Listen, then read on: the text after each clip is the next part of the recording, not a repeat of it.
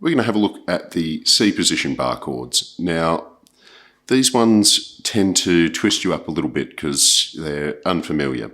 Now, what they are though, they're a really great way to use the 1, 3, 5 voicing in a bar chord. And after a little bit of practice, they're really not hard. So think about your C chord, what shape it is, all right?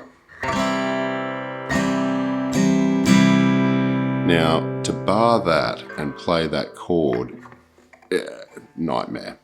But remember, we don't have to hit the top string. Then there's the next two strings have fingers down on them, so you actually only have to bar a little part of it. So when we head up the neck a bit, let's just go, so we just go to a D here. Our root note is the little finger, okay? So it's this one here, much like our C position scale. Right. Now that was a nice little dominant, which is really cool in the C position. All right, really nice. So if you look at that, you've got your C chord, and then your first finger just flattens those three. Okay? Now the trick here is really keeping that elbow tucked in, pushed forward, and getting those fingers clear of the strings.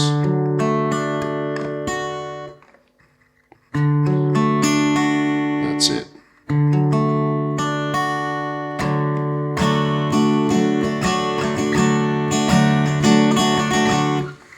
All right. So that has a really different sound to it, to the A position, and it's got really nice tones to it that you can use to mellow something out. Now, what happens if we try and do a minor like that? So if we do this and try and drop this finger back, you can do it. It's a bit of a stretch. Much easier up here, but I'll just be point blank, I don't use it. It's too tricky to really pull out quickly. Okay, so this, however, not barring, that's fine. So I like to think of it as the reverse of a D. You've got this.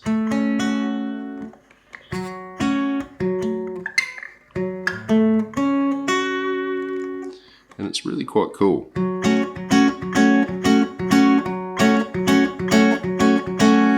It's a different voicing for a minor.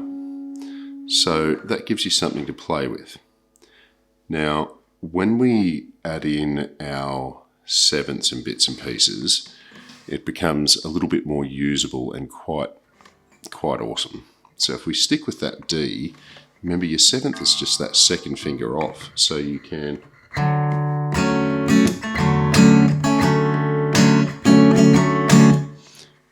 really easy to lay into.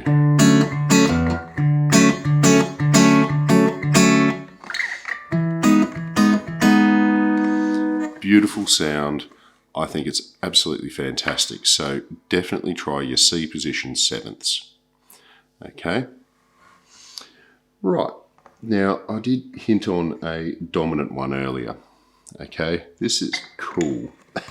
So we've got our that little shape there. Now you can drop back and bar, but you can't drop that seventh back. So really it's just a shortened little version, and to be honest, you're not going to reach all the way back. It's just a 3 note, and it's cool.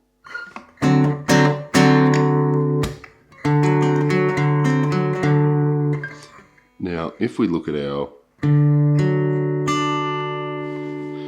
3 notes there, we know that, okay, this is our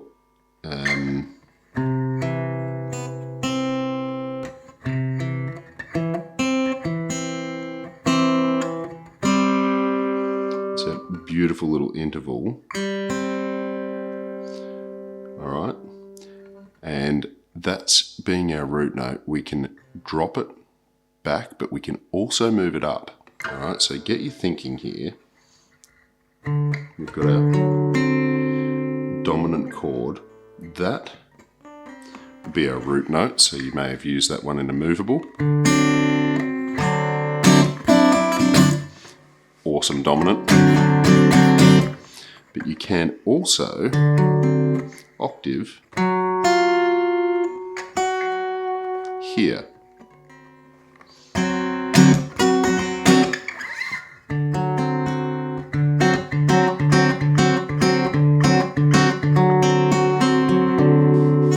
You're starting to get that really funky, you've got heaps of the third, you've got the flat seventh in there, and it becomes a really cool usable chord. So if you're going fast movements, this one, really great. If you want the fuller sound with the root note back in it,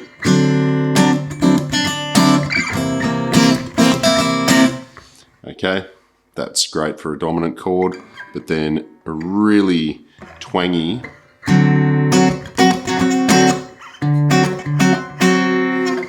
alright, that gives you even more to play with. Okay, and definitely have a play with that one, because we'll come back to it with a bit of a unique chord as well. So we'll leave this one here, and I'll see you next time.